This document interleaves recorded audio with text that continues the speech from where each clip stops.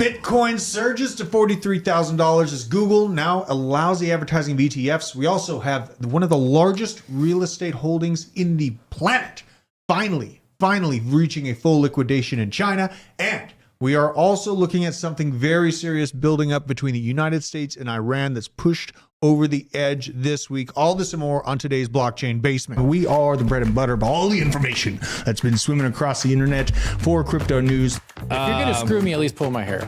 Hell yeah. What you got? They could start chopping off fingers. They're like, give me your seed phrase, but I don't know it. Over 2 years, he's made like 17K on Roblox. And he's What? Like 12. You never listen to me, and we must be married. Yeah, well, how much are you investing? $100. $400,000 to $600,000. The generational signals are now. Now. You're spread so thin, that's how you get in on Snake. Snake's been my biggest winner. We freaking back. What's up? Welcome all to the Blockchain Basement. We got the OGs. We got Hannah hanging out, looking very studious this morning with the glasses. Yeah. Clear glasses at that. How was your weekend, Hannah? How are you doing? Good. Restful weekend. I had to get the glasses because I ran out of contacts. Okay. You usually wear contacts. Yeah. I got a new pair of glasses. Gotcha. I wear glasses, obviously, but I've been neglecting my contacts. Aaron, how you doing, man? Doing great. Had a very restful weekend. It was rainy and cold, so my butt sat inside, played some video games, hung out with the wife, watched some trashy television. Trashy television is Bro, always nice. we've been watching like it's called like Florida Bama Shore. It's like Jersey Shore, but it's an old show from MTV. But they put a new season on Netflix. It has like 20 episodes. So that actually sounds amazing, bro. It's so trashy. I love it. That sounds pretty good. Owen up on the sticks, looking suspect as usual. He's playing too many video games. I've been playing video games heavily as well. He's trying to defend himself. He doesn't have the mic in front of him though. Sad. It's a sad situation over there. Welcome all to the chat. We got Fade and Tradfi, Boosted 2JZ, Robert Kosin, the Colemanist Hater, Jess Jin, and the Deadwood Meanless. What's up, you guys? We had an awesome weekend. Put out a video on ICP that did really, really well. As you know, I like ICP, the project, and make sure if you haven't checked out this video, go check it out. It's a pretty amazing thumbnail, if I do say so myself. Ooh. We got Vitalik Buterin talking about the ETH killer. Did really well, just under 5K on the weekend. But Scroll up, look at that. We crossed 16,000 Boom. subscribers. Bobby, what's up? Baby. Let's go. I like it. I like it. We're moving on up here. Feels good. And make sure to follow me. I don't show my own Twitter that much, but here is at Druth Crypto. I will never DM you about crypto directly. And opinions are my own. Get off my lawn. This is how you know this is my account. I don't have the little star thing. I should probably pay to get the star thing. I just feel lazy about it. But what a morning in crypto. We had quite a bit of exciting price action on Bitcoin and a few other of our favorite projects. We'll just do a quick live check on Bitcoin where it sits right now. We're at 43,000 right now, just about flat. Ethereum at 2,300. Go to the top winners of the day, Pendle and Sui. And it's nice to see one of our favorites in the basement on the top gainers on the week, up 21%. Sui definitely ripping on the week, up 40% and 16% on the day. We look at this, Polkadot looking to resurge, one of the top gainers, number 3 in the top gainers with a 7% surge. So nothing really massive coming to the altcoin sector as far as an upswing yet, but I do think we're priming up for that. Some of the biggest losers of the day, I did see one that kind of surprised me. It was Mantle. Seeing Mantle go down a little bit was a little bit surprising, and Lido shaving off just a touch, but not too much. So nothing to really freak out about. It's been kind of a hectic day in the markets. We had Charles Schwab. We've been covering this banking institution as far as their O's, basically the FHLB rating that they have. Banks at risk. They have to change some investment portfolios to get back in the black. Now they're moving with $8.5 trillion and could soon launch a spot Bitcoin ETF as well. Interesting to see because they were notably one of the ones that originally were kind of sticky and holding off on it. I think that the lack of gains or the problems that they have in commercial real estate are starting to bleed in to the decision makings and kind of having to take the foot off of the neck of Bitcoin, maybe be a little more interested or open to it as far as being an investment vehicle for them and their clients. This is just the natural progression of the modern monetary beast dying and withering and collapsing into the lap of Bitcoin and decentralized finance. So not surprising to see, a little bit quicker than I was expecting, but yeah, it felt good, man. Felt good. And if you're out there, smash the like. We're taking over, every day that we see these kind of problems in the markets, Bitcoin has just been having a good time. So smash the like if you're in here having a good time while the getting's good. We had this go live today. It looks like Google is allowing advertising for these ETFs starting today. Google update cryptocurrency and related products policy to clarify the scope and requirements for the advertisement of cryptocurrency coin trusts. This is noteworthy because this is the normie internet basically opening up the access and visual for people that have all their money in 401ks or the traditional stock market to actually see that Bitcoin is an available investment vehicle while all this chaos on the stock market unfolds. There's been many people that have been talking about China. We will be getting into the China news here shortly. It's it's a huge deal. It's huge. The Google thing's pretty bullish though. It is. It is pretty bullish, man. It's like the constraints of and the hesitation that we've seen from traditional media outlets and large fund managers is withering away at a pretty fast pace. I'm very surprised by it. Expected the same kind of hold-offishness about the gold ETFs that we saw in 2004 when the spot ETFs were released for it, but it's moving pretty fast right now. And we also saw Grayscale did send another 8,000 Bitcoin to Coinbase this morning, but this is half of what they were sending last week. So the bleed seems to be slowing according to Bitcoin News. I'd have to agree with that. We do see, one of the most bullish things that I've seen over the past week is this immense amount of movement and sell-offs from Grayscale, and yet the buyers are still there for Bitcoin. We have, I believe it is BlackRock and Fidelity, one of the combination of the two, now hold about $4 billion worth of Bitcoin, and that's within the first few weeks. So it is a very bullish starting point and trajectory. Who is Carlos?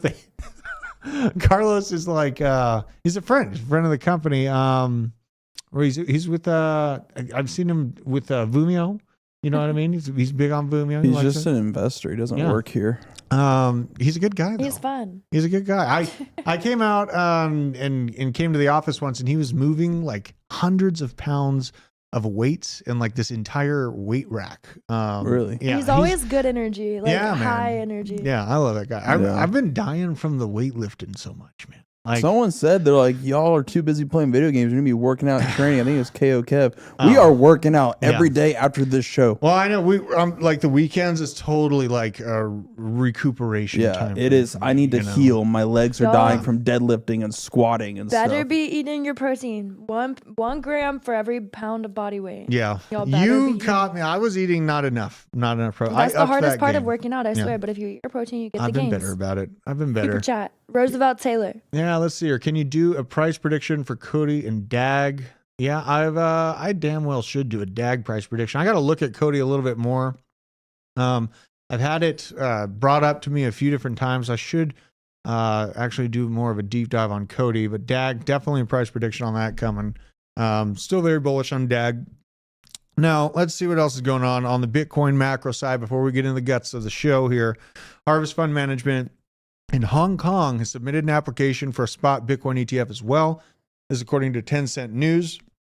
We will be seeing a Hong Kong ETF for Bitcoin this year. That is my prediction. It's a technological arm race between China and the United States to get their capital into that sector. First, there's a lot of regulatory framework that has to be put around these types of movements. It's a lot of money.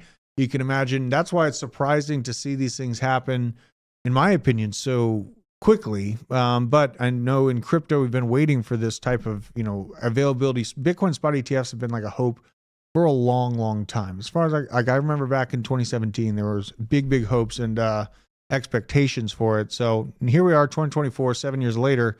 It's actually happening. It's pretty crazy to see. Hong Kong court, after we have the Bitcoin ETF news, has also ruled that Evergrande, China's largest real estate developer, must be liquidated.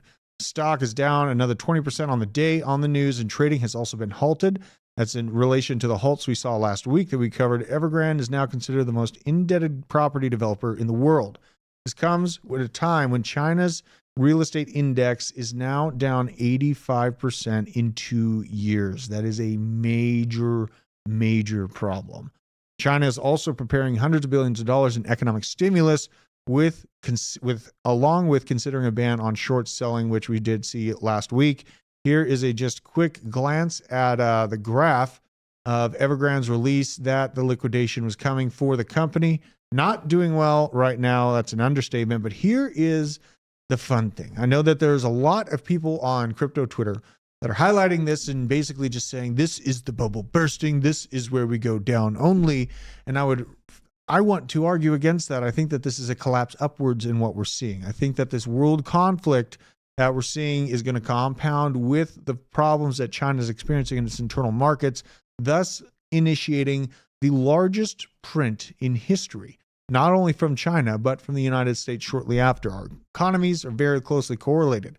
So we see this, and where does it leave us with Bitcoin, right? We're in Bitcoin. We want to see, our sector, do well in comparison to all these problems that the traditional banking system has. And this is a great reminder of a very old graph that I've been holding on to, and I was very validated this morning seeing the news. So if you look here, this is the March 10th moment at the bottom of this wick, $20,000 where the U.S. bank failures in connection to underwater commercial real estate securities started to take place. And now, since then, obviously, we moved from $20,000 up to $28,000 is this morning of. At the bottom of this candle was the beginning day where actually the original, Evergrande worries popped into mainstream media. Evergrande debt spurred bank run worries in China on the bank because we know that commercial real estate and the banking sectors are very entwined in both countries. Now we move along to today. Here's what we look at. The same type of situation playing out. And it is my view, looking back at the overall price action of Bitcoin, that we will be moving on upwards and building a strong base from here. I'm feeling extremely bullish on the situation. And this is just my personal hunch again. But if you look at this, here is the March bank runs in the U.S. Here is the beginning of the Evergrande, dissolution or, liquidation. And here's the finalization and decision of it. Now, for anyone that doesn't understand how much of China's economy this situation plays into, it's important to note some things happened last week while all this broke. We had China injecting $278 billion, which is roughly the same amount that Evergrande has a hole created from this liquidation process. So we see last week, China already knowing that this is coming and getting ready to just basically turn on the printers. They got $278 billion already covered and did some controls on the stock market through this chaos. And it really, paints a picture to me that this is the collapse up that many people in the traditional finance sector feared, and many Bitcoin maxis and traditional, kind of crypto ethos people saw as an inevitability for a consistently dying dollar across the world. That is why I choose Bitcoin over fiat currency any day of the week. It's because we see these types of things happen. Now, we talk about what's happening in China with Evergrande. This is a video. I don't think we necessarily need the sound. These are buildings that were actually demolished. They were developed by Evergrande, but they actually never were finished. So essentially, they sat unfinished for long enough that weather impacted the buildings, and they had to demolish right around 40 of these apartment complexes. Not too terribly long ago. There's been quite a bit more, though. Don't they have I don't know the right terminology. Is it dead cities or ghost cities or something like that in China? Yes, they do. And that's a part of the symptom of this overdevelopment and essentially writing checks that your ass cannot cash. I mean, that's got to be a complete ghost city there. Yeah, I mean, crazy. And they're not fully developed. They got hit by the weather long enough. These are massive investments. It's actually something people don't keep in mind, is that people in China that have money, they want to protect their value in property heavily. People have, long over the past decade put their assets into real estate in China to actually house their monetary buying power.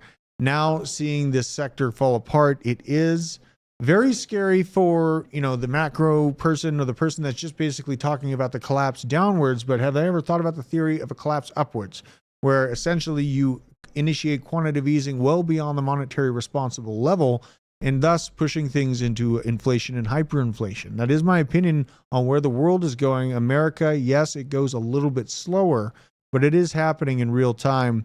And I was reminded of a very interesting note that we had from Arthur Hayes, from Josh, when we were talking about the situation this morning. This is from a little bit of time ago. It's from the 28th of 2023. Crypto could benefit from an influx in Chinese money. Pretty ahead of its time. The Maelstrom CIO and former BitMEX CEO outlined how U.S. monetary policy is creating more favorable conditions for Chinese authorities to issue immense amounts of new credit to its beleaguered property sector. He described the recent U.S. policy as weakening the dollar by issuing more treasury bills. Had the impact of this now evident with the decline in the dollar index, since has recovered pretty well. But this is a good note to highlight that seeing these types of sicknesses, you can front run these types of situations long in advance. And knowing that the Chinese economy is heavily intertwined with the U.S. still to a large degree, I do see, along with Japan, the rate cuts and everything coming along with that, in compounding with quantitative easing, creating an absolute perfect storm for people left in regular fiat are going to be experiencing hyperinflation. And it's more important than ever to basically show the world what Bitcoin is doing as far as saving our buying power. We can talk about going green and going to the moon all the time, but really protecting your buying power, protecting your savings, I think is one of the most important kind of things we can take out of our current situation. I have something old school here I want to bring up. So these are the 1938 cost of living comparisons. Oh boy, make us all feel like crap. Okay. It's, this is just for perspective. Things. Said 1938. I can't. 1938. Yeah, we got a new house in 1938. Was $3,900. Average income was $1,700 a year. New car $860. Average rent $27 a month. Food, you could get vitamin D milk. You could get it for 50 cents a gallon. Bacon 32 cents a pound.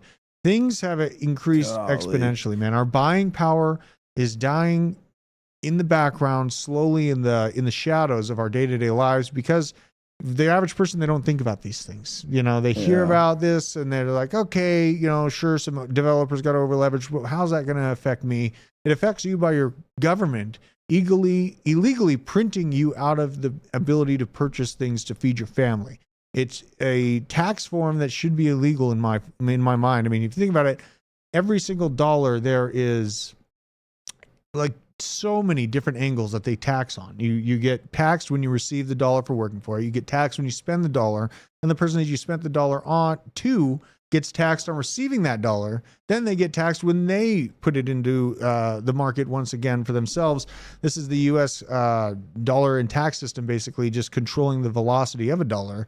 And it just gets whittled and whittled and whittled until essentially your buying power is nothing. So so much joy. It's not a good thing. Have you seen that meme where it's like a bunch of, I feel like we made this meme, but it might be a circulating thing, but it's a bunch of like elderly people like dancing on a like dance floor, and they're like they're all hyped because they are saying they bought their house for 7 raspberries and sold it for $5 million or whatever. I mean, the prices back then or whatever. When eggs were really expensive, I was trading people XRP for eggs. Yeah, I know. You know what I mean? I remember. That was when, man, that was a good trade. That was a good trade. This weekend I had, it's pretty cold still, and the chickens are still making lots of eggs. I got the area they live in very heated, I thought there was a time where they don't make many eggs. It's now, right? Yeah, it's now. It's supposed to be cold, but I've heated their area, and they have this huge bed of hay, so they're comfortable enough to keep making eggs. Oh, okay. That's cool. And they got a bunch of dirt and all this mud all over the eggs, and it was freezing cold outside. I had to go outside and spray frozen water on my hands, scrubbing them off for like 10, 15 minutes. So if you're looking to get chickens, there's things that you have to do that are not fun. But the eggs are great. The eggs are great. And the kids love the eggs. They eat quite a bit. My kids eat about 8 eggs a day. So it's a big... leave them out on the counter for a month. Total. Yeah. I know. They go through so many eggs. So, I save quite a bit of money, just making my own. So we have all that news coming out. ETFs. We have Evergrande happening. Now let's look at what's happening on the Iranian and United Kingdom front. UK ready to slap fresh sanctions on Iran, including asset freezes and UK travel bans. This is the allied nations preparing the media narrative for a war with Iran. The conversation and cohesion that I saw come across mainstream media over the weekend is that Iran is behind the Houthis and the squeeze of the Red Sea, thus impacting world trade. So UK, the other allied nations, are gearing up to make it okay to go to war with Iran. And the thing about it is, people discount the size of Iran's military and the practice. It's a very practiced warring nation, along with the fact that they likely, in my opinion, already have a nuclear weapon in possession and enriched uranium. This is something that many people kind of discount. And the threat of that nation going hot in against, you say, the UK, like how the British generals were warning last week of an actual war within the United Kingdom, it's very real. And there's quite a bit of open borders and immigration systems that have been happening in that location, along with the U.S., that open the strong potential of inside actors making it into these countries and operating those attacks from within.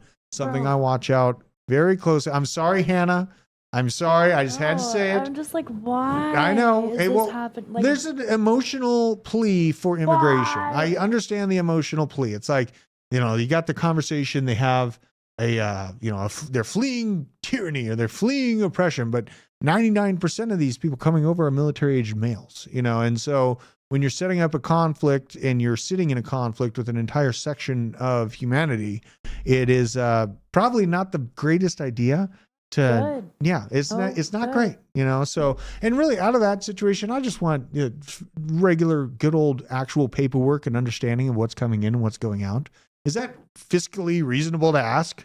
Because you have to pay for the programs to take care of the people. Once they're here, you need government programs. You need all of that funding for all the new influx of people. If you have no idea how many people are actually coming, how are you supposed to do that? You know what I mean? I'm sorry, Hannah. Rumor has it, Ish is about to hit the fan. Literally, it just makes sense, and they're not doing. Well, I mean, it's heating up in the U.S. Iranian side. Like this weekend, there's first U.S. troop deaths from kamikaze drones in history. Oh God! One-way UAVs. There was 3 service member. God bless them. They lost their lives being hit by a Iranian originating drone. So now we have this heavy conversation from the biggest heads in our government, including Biden, pushing us towards a hot conflict with Iran. But here is just a shout out to here is when Joe said that this is exactly what Biden or Trump would do. Let's have a listen. See what he gaslighted us with 4 years ago. The world has changed because of what Trump has done. And the American people, including independents and some Republicans, know how bad he is, know how much he's misrepresented, know how he's getting close to getting us in a war. I said, as the walls close in on this man, I'm worried he's going to get us to war in Iran. Unfortunately, I may have been right. The fact of the matter is there's a lot at stake in this election.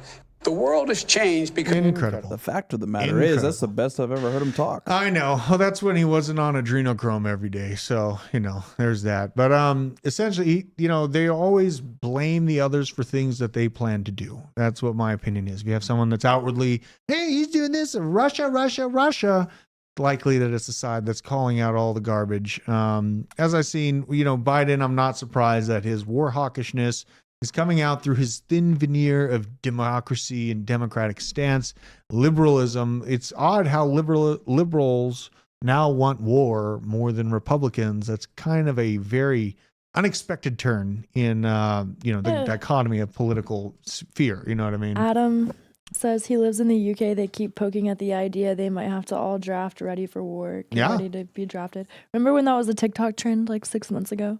Like the girls getting drafted. Yes. Oh Lord. I don't know how I felt about that. Foreshadowing. I don't know, bro. I just I don't know, man. but it's why are you? It's they make light of everything. TikTok's like dark humor. That's also they say TikTok is like propaganda. There's a reason like Trump wanted to ban TikTok. It's from Beijing. The capital of TikTok is in Beijing. There's a lot of bad things on TikTok. Like they say that the algorithm for the US and TikTok is different than the algorithm in China. In the US it's like dumbing down. It's mind numbing. Yeah, and it's like dark humor like that to make you like what if we actually were like to get drafted, but it's a funny little TikTok trend, so everybody like it's like dark humor. Jesus. It's funny, but it's like low key. What if that's like that's foreshadowing? So I'm not a fan of this war in general. Like I don't think that it's our place to be putting ourselves in a position where generations of sons will have to go to war. I mean, we saw that 25 years was spent in Afghanistan, and all of that work that we did was wiped clean in 1 week when we pulled out uncoordinatedly, left behind $82 billion worth of hardware and equipment that we paid for to the Taliban. And now they're utilizing it for as they see fit. Interestingly enough, we did see some front-end movements from the Taliban against Iran a few months ago.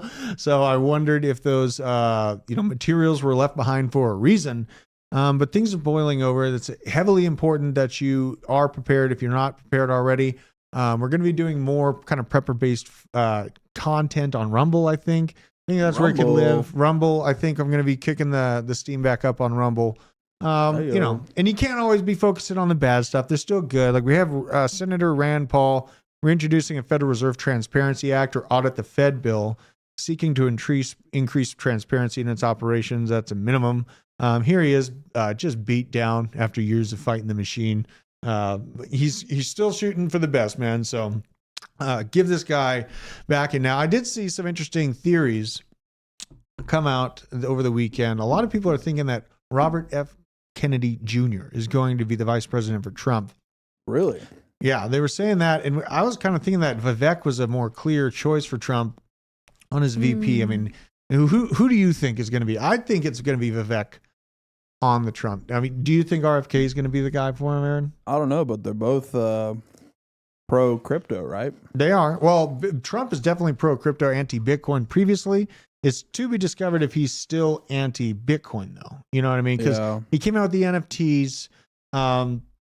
You know, he was worried about Bitcoin taking away U.S. dollar dominance, which that's a valid, fear. I mean, capital flight is happening into Bitcoin, as we see with, Chinese investments into Bitcoin during collapse. Also, just macro markets realizing that the Bitcoin sector is not as risk on as once previously thought. Traditional finance is crumbling right in front of their eyes in certain sectors, and there's got to be moves into Bitcoin to kind of counteract that. But Hannah, is it crazy to think that? I mean, who do you think is going to be the VP for him? I mean, these are things we have to decide now. Is it like only between them two? Well, you can come up with your own. Yeah, and let me know in the chat. Who do you think is going to be on the ticket? I'm very curious about this thought. I prefer Vivek personally. Yeah. I like Vivek. I think he's a good speaker. He is a great speaker, almost too good. Yeah. Almost too good. Well, I saw like his high school graduation, like he was the one giving the speech. Even back then he was killing it. Really? Man. Yes. We should look that up. I don't know if it was, I think it was high school. It was high school or college that he gave a speech, but I was like, man, this guy is good with his words. Yeah. Gary Busey, Bob he's from a McKenna. He's a little easier to listen to than RFK. Sorry, RFK, I know. Yeah. His voice, man, it's hard to listen to. That is. I know there's a lot more than voices, but yeah. That is something to watch. And that's always like kind of hurt my heart how people won't listen to him because his voice is so crackly. You know what I mean? It's like, rough. And he went against the medical like industrial. I think it's a medical incident that he had that That'd kind be of. my guess. Yeah. Let me know in the chat if you know. I think something medically happened to him to kind of altered his voice for his life. But it would be really healing for the country to see an RFK Trump ticket, in my opinion. Something else worthy to note is that RFK is polling as the strongest third-party independent that this country has seen in around a century, if not more. He outdid Ross Perot on his polling numbers as a third-party independent. It is very healthy, in my opinion, to see this third-party potential start to boil up as people look for options outside of that blue versus red dichotomy that they're stuck in. Owen's looking at me like he's mad at me. What's the deal, Owen? What happened? You hear me eating goldfish Unbelievable. or something? It's a mic thing? Unbelievable. Dude, I saw that Vivek, he put in $30 million of his own money to run. Yeah, absolutely. He's like, no, I'm not getting any of it back. That's crazy. That's intense. Million. He got his name all over the place, though, And one thing I did like about Vivek is you don't have to be such a thin-spined person when it comes to just accepting CBDCs. You don't have to just accept them. And after he was, seen in the mainstream media pushing back against them and warning at large about them, you saw a slew of different states. I think we're up to like 14 states that are moving legislation forward to actually ban CBDs as being registered as currency within the state. Very bullish to see from me, even if the country, the feds wanted to create a CBDC and shove it down the state's throat, as we've seen with the current standoff in Texas, you can't necessarily do that so easily as once previously thought. And, the whole Texas U.S. border thing. Oh, boy. It's such a question of... What is this convoy thing? I saw some videos of some convoy. Well, that's the trucker convoy. We covered the trucker convoy in the U.S. I don't know if it was the trucker. It was like, I thought it was just a bunch of people coming over to the Texas border, like from like Mexico and stuff. Oh, absolutely. And you know what? The Darien Gap in the Panama Canal is actually one of the staging points for it. That the Darien Gap is where you can get a really pinpointed focus on people that's outside of just your traditional, immigrants coming from south of the border in Mexico. There are, African, Chinese, all kinds of nationalities that are actually gathering at the Darien Gap and then preparing that movement on up in a seemingly coordinated fashion. It's concerning to me. We've been following it for a few years. It hasn't made much sense. Now that this worldwide conflict essentially is brewing, it makes a lot more sense to me. And, other than, beyond everything that we've already covered, I am still highly concerned about, Taiwan and being actually moved upon by China. I don't believe we have it pulled up here, but I'll just bring it up because it's off the top of my head. Taiwan Semiconductor has delayed their production of a chip manufacturing facility in Arizona, highlighting a lack of demand for chips. And it's kind of hard to think about that talking point being true when you see the expansion of data systems, AI being implemented. I don't see that there's a waning demand for chips. Just look at NVIDIA's chart, and these different semiconductor companies. I don't really think that that's the real reason. I think that the reason why Taiwan Semiconductor held off on that plant is because they know that a conflict is coming over the location. And it's going to be an interesting tug of war to see between the United States and China. I think that there's going to be a conflict regardless, as if it's going to be diplomatic or if it's going to be kinetic. So that's to be discovered, but I know that there's a little tug of war coming for that one. We'll see if it boils into a conflict that compounded with Iran, with Ukraine, with Israel, all these different situations makes for a boiling over potential. So just watch out for that. We do have some information coming out this week on the U.S. economic calendar. Nothing was scheduled for today, but tomorrow we have the S&P Case-Shiller Home Price Index, job openings numbers coming out, and consumer confidence. Wednesday will be the ADP employment numbers, employment cost index, Chicago Business Barometer, Fed interest rate decision. Big one that we're watching right here. I do believe they'll be pausing/cutting. Still pretty opinionated on that side. And we have a Fed press conference afterwards. Now on Thursday, jobless claims, U.S. productivity, S&P manufacturing, and ISM manufacturing. End of the week will be all non-farm payrolls and unemployment rate, hourly wages, and just employment-related information. So I am watching out for Wednesday to be extremely, it could be potentially volatile in the market. So keep in mind that. And I'm interested to see, I want to look at the price of cryptos again, because it's been fun today. I want to see if there's anything on sale that I might be ready to move into. I got my Git list put together. Nothing really great popping out on me on the loser's side. Let's check out what the market's at. It's just been such a fast moving day. I need to keep a close eye on this. 43.1 reported 43,100 for Bitcoin, and XRP. What the? It's just still like 50 cents. It's still 53 cents. I am worried Cardano is still under 50 cents. Or no, it's 52. Okay, thank God. Okay, 6% day. Cardano showing some better life than XRP. This is good. Avalanche trying to crawl back up to its $40 level. What's Chainlink at? Chainlink's at $15. That's great. All right. Still essentially trapped in a channel, though, in my opinion. We go to the monthly here. You see this? Oh, look at that. I'm getting updates on Chainlink's price on my phone. Unbelievable. So let's go to the year. Very much so a channel. If you back up and look at it from afar. I did pick up Chainlink at around $12. It was like one of these dips. I got like $12.50. Just a little bit of a top off on the bag. Nothing huge. Other project that's been really great that I picked up recently is Celestia token. It was 1776 for a while this morning, which made me very, very bullish. But here is the monthly on Celestia. Just a good, nice, good old-fashioned healthy graph fun. This is what I like to see, especially have a new project. Really, the release couldn't have came at a more perfect time as the bull market's kicking off. I got in somewhere around like 13. It's doing well so far, so feeling good about that entry point. I am snooping around for other good altcoins though right now. Like this is the time. Look at Ondo Finance. Another. They're I think they took Maple Finance's lunch, man. The Ondo Finance absolutely did. Even though Maple's still hooked up a Circle. Ondo lending. Let's see. God, that looks like a healthy graph Maple's too. dead? Maple's not dead. It's just asleep right now. You know what I mean? It's just a little asleep. I think it's still stuck at God, I mean, $12 or something like that. 11.96. Ooh, yeah. So this is a comparison. Ondo Finance taking that limelight for the moment being. So we'll be tracking this. That's an interesting one to keep an eye out for.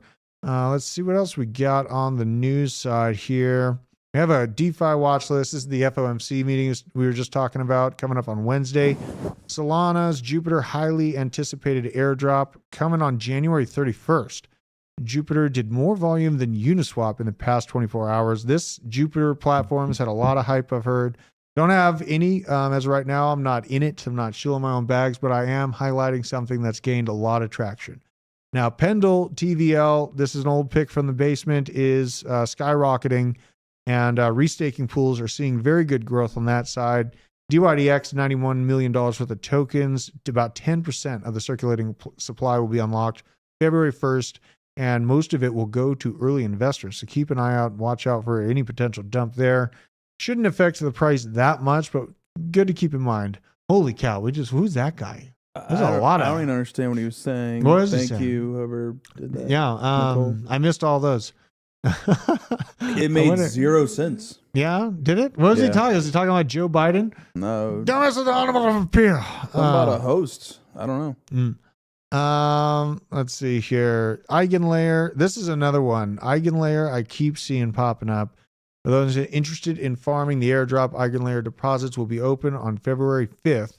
And then OP receiving $76 million worth of tokens to be unlocked on January 30th in just a few days. So there's some of the things to keep an eye out for on, the token unlocks and different things happening this week. Here's a little more information on the Solana Jupiter DEX. It's $480 million in trading volume just while the airdrop excitement's going on. Solana-based decentralized exchange, Jupiter recently saw a massive $480 million in trading volume within 24 hours. This is due to a new meme coin airdrop and users trading stable coins on the platform. Jupiter even surpassed ETH's Uniswap in trading volume by $10 million. Most of the recent trades came from people swapping Solana tokens into USD coin and Tether. These sole stablecoin trades amounted to $191 million. Total market cap on Jupiter is expected to be worth over $600 million, currently trading at 61 cents a piece. Let's go on over to Jupiter. I want to see this graph. This is new stuff. I get it. It's kind of fast moving crypto markets. This is probably not even the right one. I got to go to the actual one. There's so many of these different things. Maybe Bird Eye. Let's go to Bird Eye. Bird Eye. Let's see. And there's a couple of meme coins we got to check into. Wonder, first of all, where's Whiff at? Got to see where the Whiffy is. Dog Whiff hat. Beautiful chaos of the crypto market in all of its glory. Let's see if it's come back down to reality yet. Oh, man. It's trying to build some... This is pretty funny. What's it doing? It's actually trying to fight for some support here. It is a meme coin, keep in mind. So that, fully diluted market cap sits at $309 million already for this. Surprisingly strong for a meme coin that's narrative has fizzled out. Snake, again, a similar situation. Since we talked about it last, we were looking at it, and it's done really well since that. It was trying to find a footing. Essentially, we were looking at it right about here, and it's since surged just a bit. But Snake coin not looking dead. Can I have one of those Snake energy drinks? Yeah, I got you. Yeah, I want one of those Snake energy drinks. Those things are good. I mean, they're not bad. These are warm. I still have not had one. Sorry, Instagram, I just beat you up. I'm gonna have one of these. I still have not had one. Oh, you haven't had one of these? Yeah, no, I haven't. I mean, they kind of taste like poison. But I'm I'm a little scared of them, if I'm being honest. I'm a little scared. Yeah.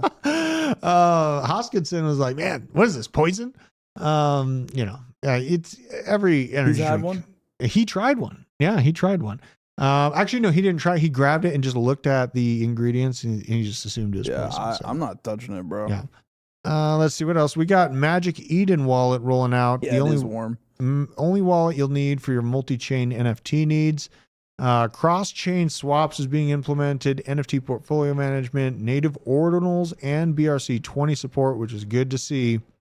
And the more and more companies I see integrating easy use for BRC20s, they're going to pop off, man. BRC20s is like a super effective attack on Bitcoin. It's something you can't stop. Are you attacking something over there? What just happened? What are you doing, Hannah? Oh my God. I don't know what just happened over there. I don't know. I'm back. It was like You're a back? bend and snap from Legally Blonde. Okay. Remember that movie? Yeah. You're like freaking out over there. Sorry. Now, we did see some FUD come out about Casper.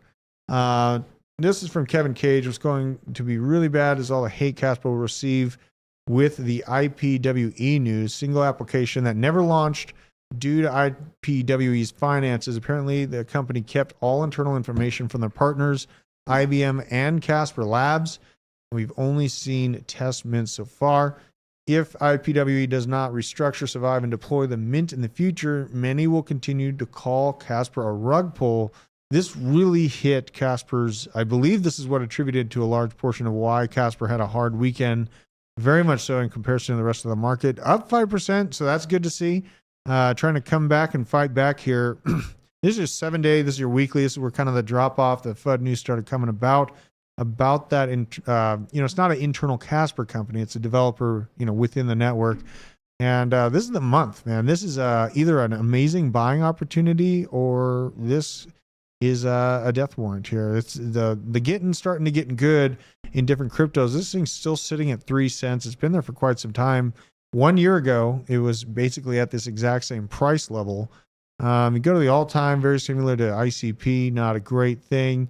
I've always questioned if that was similar to the ICP longs and kind of the arbitrage that we saw out of FTX.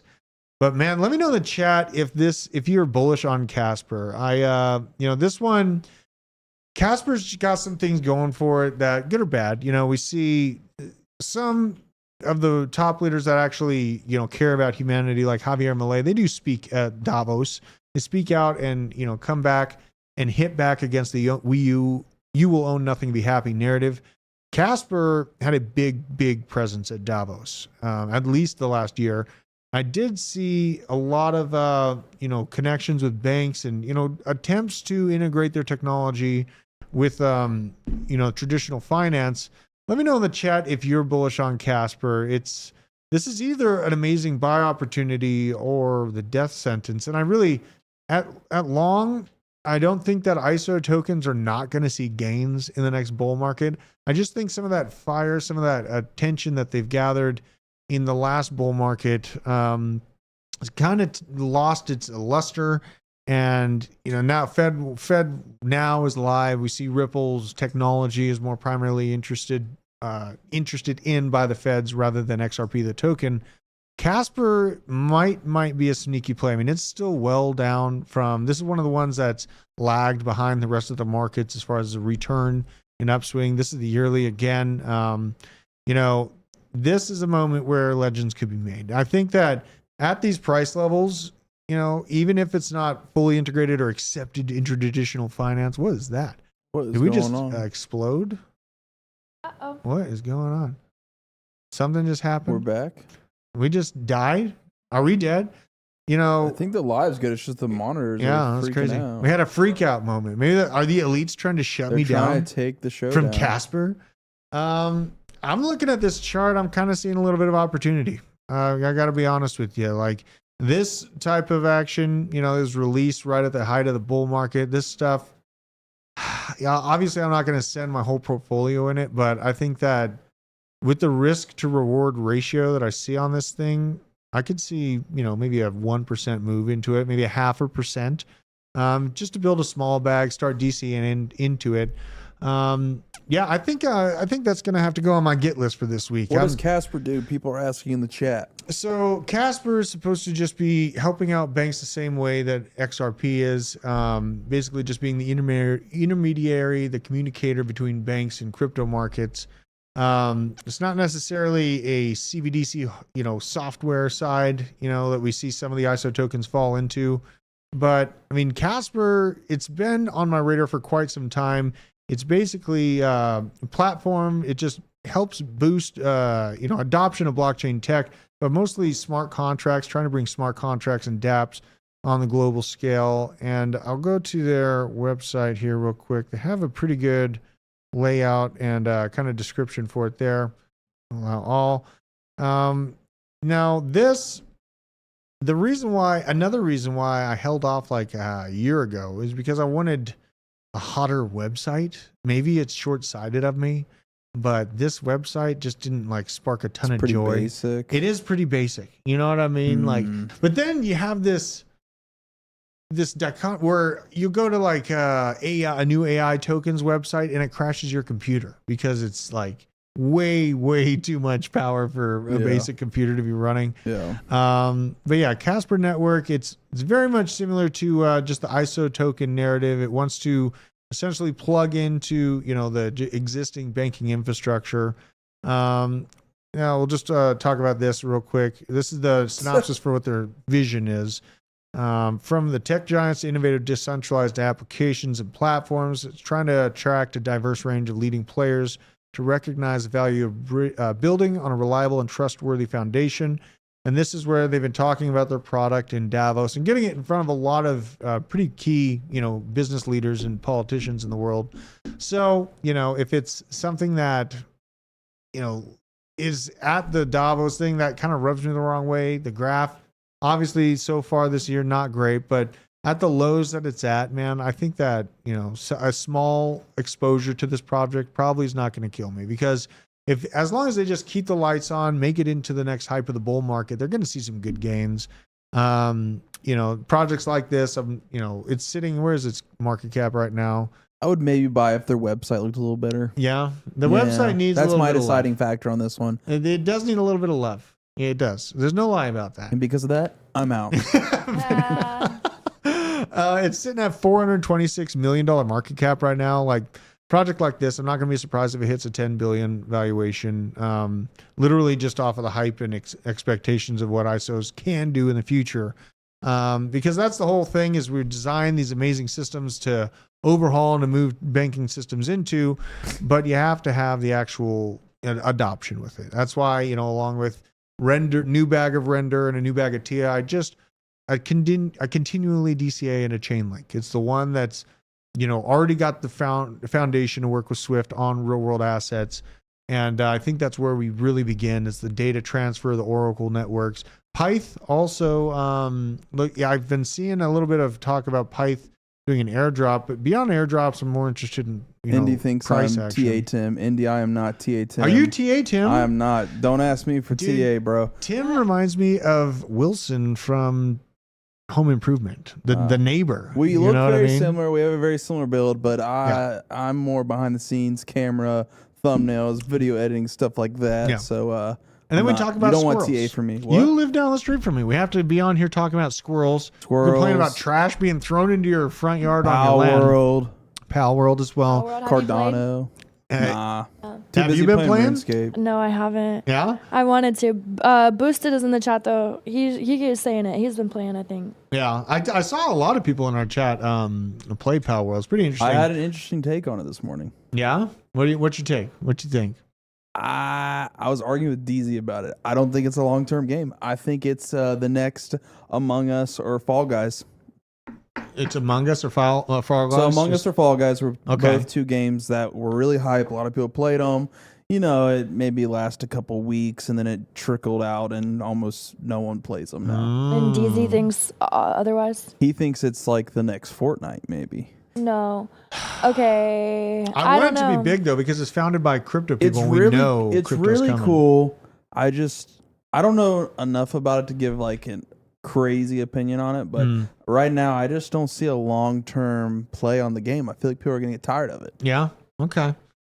I could see that. Like, only up. I feel like people still play Fall Guys. Like, it comes around. Oh, I've played it recently. I played it while. on my nephew's Switch. It's a good time. So I feel like it would be like that. But they have the person versus person aspect potentially coming to it. I think that gives a chance for it to live longer. You just need something long-term for people to work on in the game. Yeah. Like, if that's like a really hard PAL or do they call the little Pokemon things pals? Like, what is it? I mean, they should if they don't. Whatever they are, they should make it like, hard to get one, or the raids, like you said, or expanding the map, or having DLCs or something. But right now, I don't know. I don't see long-term play on it. Someone in the chat, let me know, though, otherwise. Here's a long-term play. I'm very degenerate, and here's my meme coin looking. I want Trump coin to come back down. Holy hell. Bro. And we have a chance. These are daily candles. it is trying to spike down lower and actually giving up some strong resistance on a lower move. Volume a little bit, a lot lower than obviously the upswing here. I am watching for a decent moment where I can get into this token. I've been talking about it since $4 million market caps.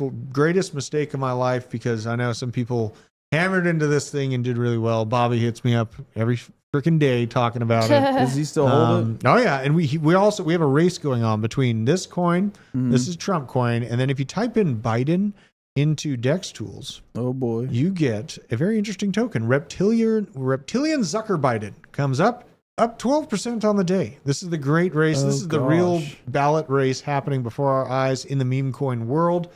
And honestly, not a terrible graph. So watching this one as well. And really in meme coins, it's hyper volatile. So I'm looking for nasty red days on it. This thing, I think there was a major controversy. I think it was Miles on Twitter, Banter, right? Yeah, crypto banter, and Miles had a big old thing about this. Didn't they he's no longer part of the team or something? I think so. I think he got kicked off for talking about it. Somebody was saying he's been shilling meme coins, shit coins. He's been, pumping and dumping his own bags and whatever. And they came for him on Twitter. And then, and that's the whole reason I was watching this graph, is because you expect when you see that to see exactly this. Actually, it held up higher than it did at the initial launch, but this is absolute brutality for people that heard about this and then got into it for the tech. It was like a week-old chart, not doing well. So that was just in the meme coin world, watching that news roll out. And let's see if we got anything else. I got to make sure. Miles left, according to Banter's Twitter. Oh, he left according. Okay, good to know. Yeah, I mean, that's interesting. Maybe he was asked to leave. I don't know. He's asked to leave? Ooh. I have no clue. Here's how I feel every time I catch my son practicing TikTok dances instead of gambling cryptos. Unbelievable. How dare you? My son, pretty much an absolute badass. He's going to be playing baseball next. He played basketball. He had a little bit of trouble. He's 5 years old, and he's very, very hyper when it comes to basketball. So he's going after his own teammates, trying to get the basketball from them. I have a little bit of work to do with him on friendly fire understanding. You know what I mean? What is and not your ball and your time to shine. It's a definite thing. So we're working on that. But he's been Carl. Carl. I woke up yesterday. It was 7:30 a.m. and he had already made toast for my baby twins. He was feeding. He's 5 years old. And he took it upon himself to feed the babies toast. They woke up a little early, and he heard them, and he went over there. So he's been in good graces. The daughter's grounded till Tuesday. She was hiding homework, so had to be a little the tough dad on that thing. It sucks. You got to do it sometimes. So you got to do it. But Who yeah, doesn't man, love waking up to some toast. It's true. It's true. It's nice. You know what I mean? The older they get, the more they're helping out and stuff, and going outside, going on the tramp, helping each other out. It's a pretty cute little situation. So, but it's a good day to be in crypto, terrible day to be an investor in Evergrande or the Chinese stock market. And I will be watching for what I think will be a pause/cut on Wednesday this week from the Federal Reserve. We'll be watching Jerome Powell. Obviously, I think that it'll go live right as we go live on Wednesday. And I do believe I'll be bringing someone else onto the show, potentially Piano Matty B. If you have suggestions on who we should bring on, let me know in the chat. I have a whole slew of people that I'll be bringing on. But if you have ideas of other content creators that are freedom focused and want to bring sovereignty back to the people at large, then let us know. Tag us in the comments. Tag us on their comments and Twitter. Let's spread the message. Let's get this going. Let's build the community of crypto sovereignty worldwide. But it's 3 o'clock. No way. It's already 3 o'clock, man. We gotta head out. Started. I know. It's insane. I know. The time moves fast. But appreciate all of you out in the chat. Manawak, Nicole Minnis, Bob from Accounting, Drew P-Balls, Steve Weaver, Shake and Bake, and Turd Trimester, and myself. You all are fantastic people, and just be good to each other. Don't be shilling wars that your kids will have to fight, because no one wins in that situation. We want peace. We want to bring the power back to the people in a peaceful way, and that is Bitcoin. So I appreciate every single one of you out in the chat, smashing the like, sharing the stream. You're the lifeblood of this operation. And I'll be seeing you tomorrow, hopefully with some extra bullish news after Bitcoin continues this ravenous parade on up to $50,000. But until next time, I bid you adieu. It costs nothing to be kind.